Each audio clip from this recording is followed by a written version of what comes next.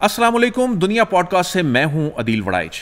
آج کے ہمارے مہمان ہیں سابق نگران وزیر اعظم انوار الحق کاکڑ صاحب، جن سے ہم بہت دلچسپ گفتگو کرنے جا رہے ہیں، خاص طور پہ اس وقت جو سینیریو ہے، ایک جانب مشرقی سرحدوں پہ ٹینشن بنی ہوئی ہے اور دوسری جانب بھارت بلوچستان میں کس طرح سے پاکستان کے خلاف سازش کر رہا ہے، کون سے نیٹ ورک چل رہے ہیں، کون سے پلیئرز ہیں بلوچستان میں اس وقت جو اپنا کردار ادا کر رہے ہیں۔ تو بلوچستان کی اندرونی جو اس وقت سچویشن ہے اس پہ بھی بات کریں گے اور پاکستان کی پالیٹکس پہ، خاص طور پہ 8 فروری پہ بھی بات کریں گے۔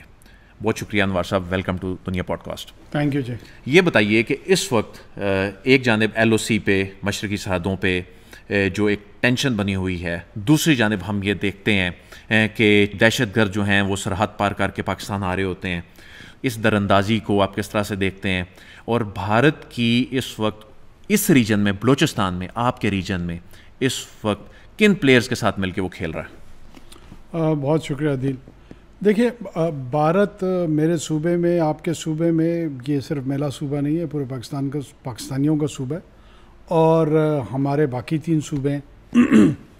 بھارت اس پورے خطے میں کیا کردار ادا کر رہا ہے، بھارت کی سیاسی، عسکری، معاشی شناخت کیا ہے، اس پہ میرے خیال میں گفتگو اگر ہو اور اس کو اس پیرائے میں بیان کیا جائے زیادہ بہتر ہوگا۔ بھارت اب وہ سیکولر دعوے دار بھارت، جو کہ اس وقت بھی میرے خیال میں صرف دعویٰ ہی تھا، وہ نہیں رہا تو وہ کیا ہے؟ وہ ہندوتوا کی سیاست، اس کو ہندو مذہب اور ہندو دھرم سے علیحدہ کر کے ہندوتوا جو ہے وہ برہمن سیاسی فکر ہے۔ برہمن جس طرح اپنے ہاں باقیوں کو کلاس میں ڈیوائیڈ کر کے، شودرز اور ان کو تقسیم کر کے خود سے نیچے دیکھتا ہے، تو اپنے سیاسی فلسفے میں بھی وہ اس خطے میں باقیوں کو نیچے جانتا ہے۔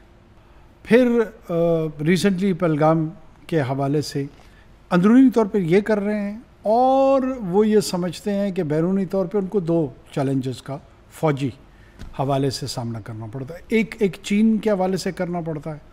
چین کے حوالے سے جب بھی ان کو سامنا کرنا پڑتا ہے فوجی چیلنج کا، تو ظاہر تھوڑا سا بھارتیوں کو ان کی پرائیڈ ہٹ ہوتی ہے، ان کو شرمندگی ہوتی ہے، ان کی زمین چلی جاتی ہے، ان کے لوگ مارے جاتے ہیں، ان کی فوج اس کا مقابلہ نہیں کر پاتی ہے، تو ایک جو نیشنل پرائیڈ ہے وہ ہٹ ہوتی ہے۔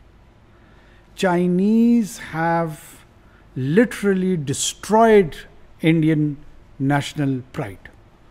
اب اس نیشنل پرائیڈ کو اپنے ہندوتوا کی سیاست سے جوڑتے ہوئے یہ سمجھتے ہیں کہ اگر ہم ایک جارحیت کا مظاہرہ پاکستان کے خلاف کریں گے تو اس سے ہم بہت سارے فوائد حاصل کریں گے، اور یہ سمجھتے ہیں کہ ہم اپنی خفت، جو چائنا ان کی بےزتی کرتا ہے، نیچا دکھاتا ہے، ان کی معیشت کو بھی نیچا دکھاتا ہے اور ان کی فوجی قوت کو بھی نیچا دکھاتا ہے، یہ سمجھتے ہیں کہ اس انفیریورٹی کمپلیکس کو ہم ایڈریس کریں گے by putting our self in competition with Pakistan.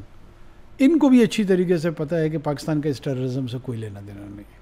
اب آہستہ آہستہ مجھے لگ رہا ہے کہ مغربی دنیا کو بھی یہ احساس ہو رہا ہے کہ یار یہ ہر تیسرے دن ہمارے پاس چائنا کی کہانی لے کے پہنچ جاتے ہیں کہ ہم چائنا کے خلاف یہ کردار ادا کر سکتے ہیں، ہم چائنا کے خلاف وہ کردار ادا کر سکتے ہیں، لیکن ہر دوسرے تیسرے سال ان کے جو سینگ پھنستے ہیں یا یہ خود پھنساتے ہیں، وہ پاکستان کے ساتھ ہی پھنساتے ہیں۔ مجھے نہیں لگتا کہ مغربی دنیا کو بہت زیادہ دلچسپی ہے ہندوستان کا جو Pakistan centric, Pakistan focused approach ہے، تو لہٰذا یہ آہستہ آہستہ ایک آئسولیشن کی جانب جائیں گے۔ لیکن یہ بتائیے کہ یہ افغانستان سے اور ایران سے یہ کیسے آپریٹ کرتے ہیں؟ دیکھیں، ایران سے بھی ان کے کلبھوشن چونکہ وہیں پر تھا، وہاں پہ ان کی جو انٹیلیجنس آؤٹ فٹس ہیں وہ بارڈر ان کا چونکہ اللہ کے فضل سے بلوچستان کے ساتھ تو لگتا نہیں ہے، تو یہ ایرانین سوائل کو بھی وہاں پہ یہ بزنس مین کی صورت میں اس کا روپ دھارتے ہیں، دوسرے روپ دھارتے ہیں، ان کے سرونگ انٹیلیجنس آفیسر ہوتے ہیں، اور وہاں پہ چونکہ دونوں اطراف بلوچ قبائل رہتے ہیں، لوگوں کا آنا جانا ہے، وہاں پہ یہ لوگوں کو کلٹیویٹ کرتے ہیں، وہاں پہ کلٹیویشن کے ساتھ ان کی موٹیویشن، ان کی ٹارگٹ ان کو پرووائڈ کرنا، فائنینسز پرووائڈ کرنا۔ روپ دار کیا آتے ہیں یہ؟ میں اس کے آپریشنل ڈیٹیلز میں نہیں جاتا ہوں، لیکن وہ ظاہر سی بات ہے کہ وہ مختلف، جب انٹیلیجنس آپریشنز ہوتے ہیں تو مختلف ہی روپس ہی ہوں گے، اور چونکہ افغانستان کے اندر آپ کے پاس اس وقت سینٹرل کنٹرول نہیں ہے. ایک انٹرم گورنمنٹ ضرور ہے وہاں پر، لیکن وہ ایک ڈیوائیڈڈ یا فریکچرڈ کنٹرول کے تحت ہے. آپ مثال کے طور پر اگر حقانیوں کے ساتھ گفتگو کر رہے ہوں اور آپ کا کوئی مسئلہ درپیش ہو ہلمند میں، قندھار میں، تو آپ سراج الدین حقانی صاحب کے ساتھ شاید اس مسئلے کے حل میں ان کا کردار کم ہو.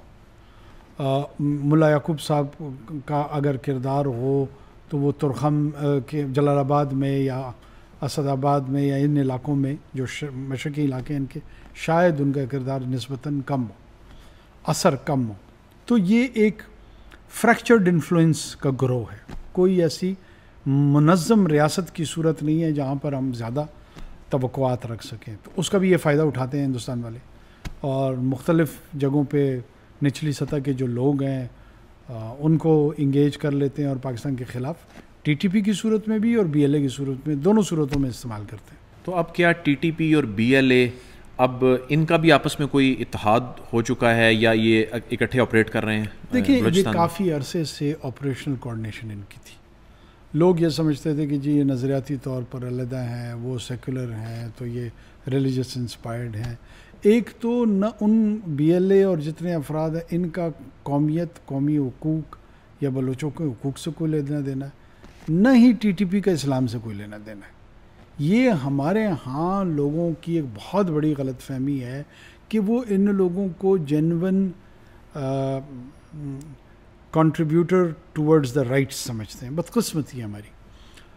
آپ مجھے بتائیں کہ الازہر، دیوبند کے علماء، مدینہ اور مکہ کے جو تدریسی ادارے ہیں ان سے فارغ التحصیل لوگ، یا اہل تشیع میں جو نجف کے حوزہ نجف سے فارغ التحصیل اساتذہ ہیں ان کے، وہ یا وہ یہ تو اسلامک موومنٹ کو لیڈ نہیں کر رہے ہیں. جو کبھی بلیک کی ٹکٹیں بیچتا تھا ملا فضل اللہ یا کوئی بس کنڈکٹر تھا، انہوں نے اسلام کی ٹھیکیداری کا دعویٰ لے کر ایک اسلام کی جو ایک نئی 21ویں صدی میں سیاسی شکل ہے یا ہونی چاہیے اس کو پیش کرنے کے لیے کاوشیں کر رہے ہیں. مطلب یہ بدقسمتی ہے اور کیا ہوگا. ان کا کوئی اسلام سے لینا دینا. اسی طرح یہ جو باقی موومنٹس ہیں سو کالڈ رائٹس کی بنیاد پہ، ان کا بلوچ رائٹ سے کوئی لینا دینا نہیں. لیکن سر یہ کہا جا رہا ہے کہ اب خاص طور پہ جب سے مہرنگ جو ہیں منظر عام پہ آئی ہیں اور اس کے بعد سے جو بلوچستان سے جس طرح کی رپورٹس آ رہی ہیں، میں خود بھی وہاں پر گیا اور وہاں پر میں نے دیکھا کہ کہا جا رہا ہے کہ نوجوانوں کا رجحان ہوا ہے اس جانب، عسکریت کی جانب. یہ کوئی واقعی ایسا کوئی ٹرینڈ جو ہے وہ گراؤنڈ پہ ہے؟ ایک تو مجھے یہ نوجوانوں کا دوسری جنگ عظیم میں نازیزم کی طرف بڑا رجحان تھا. جتنے بھی جرمن نوجوان تھے وہ سارے کے سارے ہٹلر کے عاشق تھے. وہ ہٹلر کو اپنا نجات دہندہ سمجھتے تھے اور اس نجات دہندہ کے لیے مرنے اور مارنے کے لیے تیار ہوئے. پورے یورپین کانٹیننٹ کو انہوں نے جنگ کی آگ میں جھونکا اور اس کے نتیجے میں 5 کروڑ افراد قتل ہوئے. وہ اس وقت کے نوجوان نہیں تھے. کیا ان نوجوانوں کے رجحان؟ جو سوال ہے وہ یہ ہونا چاہیے کہ کیا نوجوانوں کے اندر کوئی صحت مند رجحان ہے؟ یہ نوجوان ایک طرف جاپان میں، ساؤتھ کوریا میں، امریکہ میں، چائنا میں، ہندوستان میں اے آئی کنسٹرکشن کی طرف جا رہے ہیں. یہ صاحب ان کو خودکش حملوں پہ لگا رہے ہیں. لیکن یہ تشویشناک نہیں ہے؟ ریاست اس پہ سوچتی نہیں کچھ؟ میری عرض پہلے کیسے تشویشناک نہیں ہے؟ بات یہ ہے کہ پہلے یہ فیصلہ کریں کہ یہ منفی عمل ہے یا مثبت عمل ہے. اگر یہ فیصلہ کرنے میں آپ ہچکچا رہے ہیں، شرما رہے ہیں، لجا رہے ہیں اور کھل کے یہ نہیں کہہ پا رہے ہیں کہ انتہائی گندا اور کبھی عمل ہے، تو پھر دوسرے مرحلے پہ ریاست کی جانب سے جواب دینے کی مرحلہ ذرا مشکل ہو جائے گا. پہلے تو یہ عمل لانتی ہے. اس لانتی عمل پہ ریاست کو ضرور تشویشناک ہونا چاہیے، تشویش کرنی چاہیے، اس کو کاؤنٹر کرنے کی اسٹریٹجی ہونی چاہیے، ضرور بنانی چاہیے. لیکن پہلے اپنی کنفیوژن تو ہمیں دور کریں. ہمیں ایسے بتایا جا رہا ہے جیسے ہم نے کوئی بہت گناہ کبیرہ ہم سے کمٹ ہو گیا ہے تواتر کے ساتھ، جس کی وجہ سے یہ نوجوان بامر مجبوری بیچارے خودکش حملہ آور بن گئے اور اتنے ریڈیکلائز ہو گئے ہیں. یہ بات اس طرح درست. لیکن آپٹکس کو ٹھیک کس نے کرنا ہے؟ آخر پھر ریاست کی بھی تو کوئی ذمہ داری ہے. یہ آپٹکس کے معاملے میں مار تو حکومت اور ریاست کو پڑ رہی ہے, وہ تو ہیرو بن رہے ہیں. معاشرے نے کرنی ہے. دیکھیے ریاست نے نہیں کرنی, میں ریاست بھی معاشرے کا. یہاں پر سوسائٹی اور اسٹیٹ کا کانٹیسٹ چل رہا ہے. پرابلم یہ ہے کہ ہمارے ہاں سوسائٹی جو ہے نا وہ بعض اوقات یہ سمجھتی ہے کہ وہ تماشبین ہے, وہ اپنے آپ کو فریق نہیں سمجھتی, اور وہ آسانی سے اپنی ذمہ داریوں کو ایبزالو کر کے کہتی ہے تو ریاست کا کام ہے اور یہ ریاست کا کردار ہے. جیسے یہ یوکرین کی جنگ رپورٹ کر رہے ہیں, کیا آپ اس ملک کے ٹیکس پیئر ہیں؟ مثال فرد کے طور پہ آپ کا ادارہ اس کا ٹیکس پیئر ہے, تو یہ اس ملک کے معاملات کے حوالے سے تماشبین نہیں ہے, فریق ہے.